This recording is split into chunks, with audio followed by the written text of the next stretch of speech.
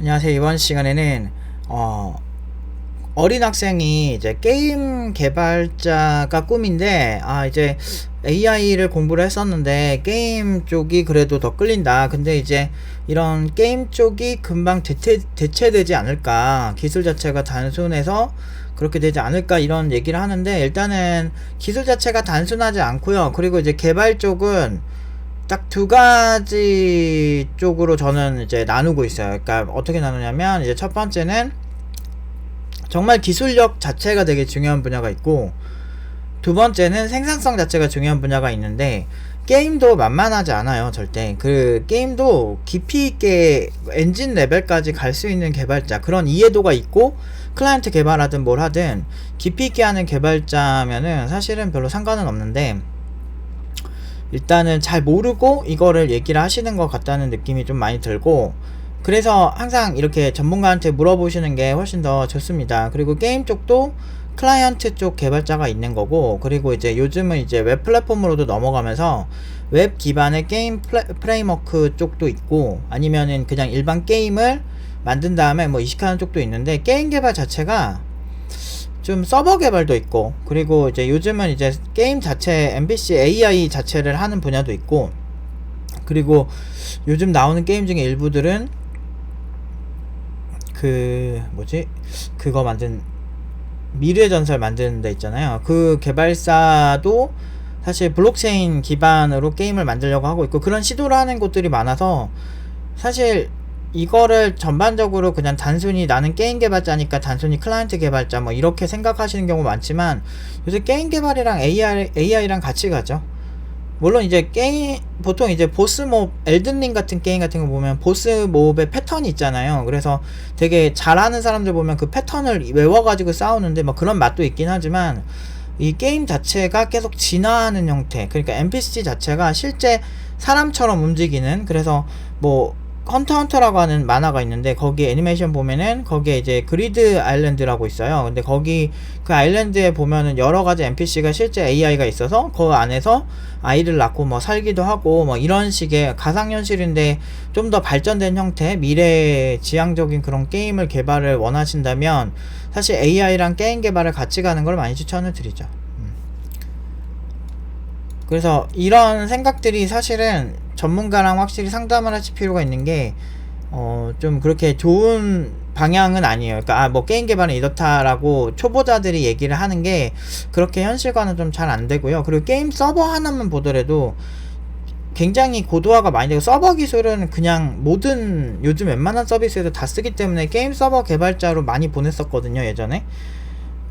게임 클라이언트 개발 위주로 하지는 않는데, 요즘도 참 재밌는 게, 게임 개발자로 양성을 안 해도 유니티나 언리얼 엔진을 많이 써요, 저희가. 근데 왜 그러냐면, 그 메타버스 환경에서 그 AI를 입히는 작업을 하거든요.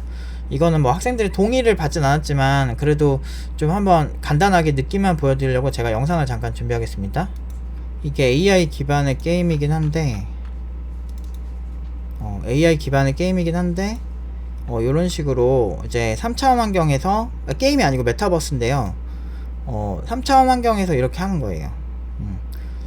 요런 식으로도 이제 많이 진행을 하죠. 그래서 3차원 환경에서 이런 식으로 이제 뭐 감옥이란 걸 만들어 놓고 하기도 하고, 여기서 NPC가 있는데 그 NPC한테 직접 말을 걸고, 뭐 그 말을 건 걸 기반으로 해가지고 이제 그 챗봇 같은 것도 만들기도 해요. 그래서 이게 발전 가능성이 되게 많고, AI를 하던 게임 개발을 하던 사실은 다 연결해서 같이 공부할 수 있기 때문에, 팀노바에 오시는 거를 기반으로 생각을 하신다면 그렇게 생각하시는 것처럼 뭐 게임을 쉽게 만든다, 그러니까 아마 보편적으로 많이 쓰는 테크닉이나 그런 어떤 단순 작업 노동이면은 대체될 수 있겠는데, 보통은 이제 어떤 하나의 기술이 고도화가 돼서 그걸 아무나 하는 시기가 오면 그거는 자동화에 맡기고 그 다음 챕터의 일들을 해요. 그래서 사실 아마 개발적으로 해야 될 게 되게 많아질 거예요. 그래서 뭐 게임 개발도 그냥 되는 게 아니고 그 디테일 잡다 보면 한도 끝도 없고, 그것도 그런 노하우를 가진,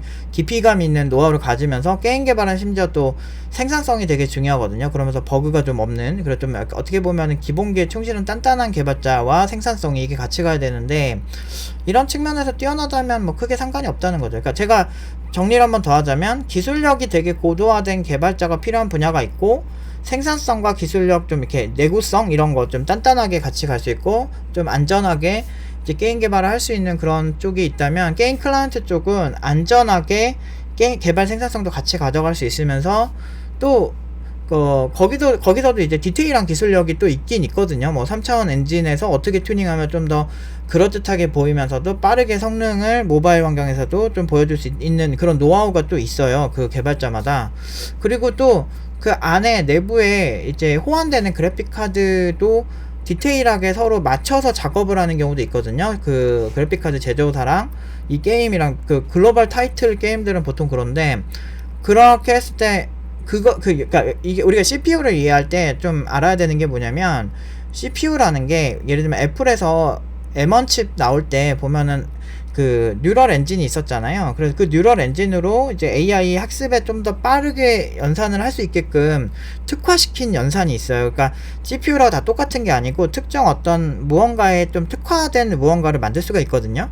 근데 그런 것처럼 그래픽 카드가 보통 어떻게 처리가 되니까 거기에 맞춰서 개발을 해야 된다 라고 한다면, 그 하드웨어에서 어떤 식의 연산을 더 선호하는지를 알고 개발하는 개발자가 훨씬 최적화를 잘해요. 이런 게 되게 안정성이라고 저는 표현을 하고 싶은데, 그런 디테일적인 측면은 공부를 많이 할 필요가 있죠. 그러니까 그런 거에 좀 잘 아는 개발자들은 또 메리트가 있겠죠. 그러니까 사실 생각하는 것처럼 만만하게 이게 되기는 좀 힘들고요.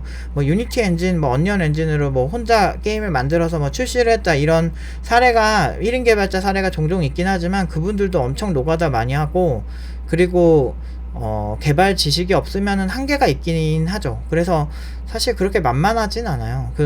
일단은 저도 게임을 좋아하는 입장에서 게임 개발 쪽은 가장 중요한 게 안정적으로 만들 수 있으면서, 그러니까 어느 분야든 어느 성능에든 잘 돌아갈 수 있으면서, 그러면서 빠르게 만들 수 있는 게 일단 중요한데, 그거 자체도 굉장한 경지에 올라야 좀 빨리빨리 할 수 있거든요. 그러면 진짜 좀 그 생산성으로 승부를 할 수가 있거든. 근데 그게 아니면 뭐 기술의 고도화다라고 한다면, 어느 분야든 사실 고도화된 게 있고 그렇지 않은 게 있어요. 그러니까 예를 들면 웹개발자만 보더라도 진짜 우리나라에 많은데, 보면 웹개발자 되게 많이 필요로 해요. 근데 어떤 사람들 연봉이 되게 낮거든? 근데 어떤 사람들 연봉이 되게 높아요.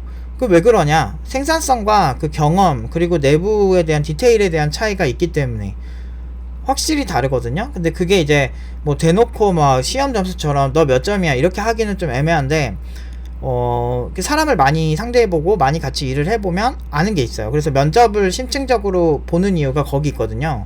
그래서 그 생각하시는 일이 그렇게 생기기에는 너무 단기간이기도 하고, 그런 만약에 진짜 아무나 노코드 로우코드로 막 되게 쉽게 뭐 만든다라고 하려면 그래도 향후 한 5년 이상은 좀 기다려야 되지 않을까. 근데 그때 되면 고도화된 개발자는 이미 다른 데로 더 어려운 쪽으로 가겠죠. 그러니까 제일 사실 걱정해야 될 사람들은 기술력이 별로 없고 그냥 적당히 하려는 사람들이 항상 도태되어 왔고, 그런 사람들이 대체되었죠, 기술로. 그래서 보면 여러분들이 생각해보세요. 호텔 오마카세 막 그 중에서도 막 진짜 막 70만원 80만원 이렇게 엄청 비싼 돈을 내고 먹어야 되는 그런 코스 요리가 있어. 근데 만약에 기계가 초밥을 만든대, 그러면 초밥 오마카세인 그런 고급스러운 식재료를 쓰는 곳이 망할까? 아니면은 우리 동네에 있는 저렴하게 먹을 수 있는 그런 곳들이 더 위험해질까 생각을 해보시면, 오히려 고급화된 시장은 사람이 직접 한 줌 한 줌 지어주는 거를 당연하게 생각할 거거든. 그런데 반대로 이제 대중적인 곳은 뭐 누가 지어주든 뭐 상관없어, 나는 그냥 적당히 맛있고 합리적인 가격에 나는 배만 부르면 돼 라고 생각을 해서 일반적인 곳이 더 타격을 많이 받는단 말이에요, 고급화된 시장보다는. 그렇기 때문에 개발자도 똑같아요. 그래서 이런 노코드 로우코드가 오는데, 지금 안일하게 그냥 적당히 해서 피해식 가지고 사장놈 나쁜 놈, 팀장놈 나쁜 놈 이런 식으로 그런 거에 에너지 쓰기에는 세상이 너무 빡세거든. 정신 똑바로 차려야 돼요. 저도 제가 왜 맨날 공부하는데요.